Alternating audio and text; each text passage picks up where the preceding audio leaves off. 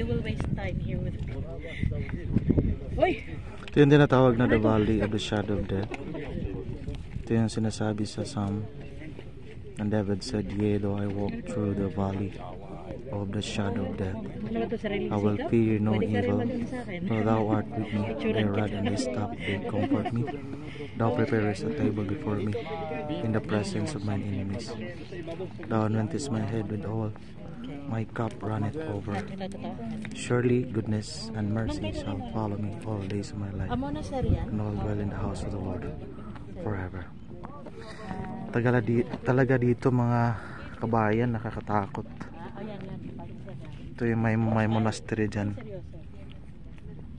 Sa baba may monastery. Pero dito ano eh.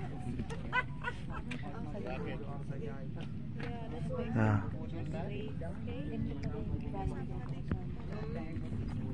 So yung nasabi ni David na, "Yea, though I walk through the valley of the shadow of death," talagang nakakatakot dito. Parang place of ito yung pag may ambush dito, mga tao, wala ka talagang matatakbuhan left and right. Merong very high mountains. Ito ba yun? Dito maraming nagbibinta rin. No thank you, no thank you, no thank you, no thank you. Maraming nagbibinta na ano. Low. Okay, low. I need picture. Okay.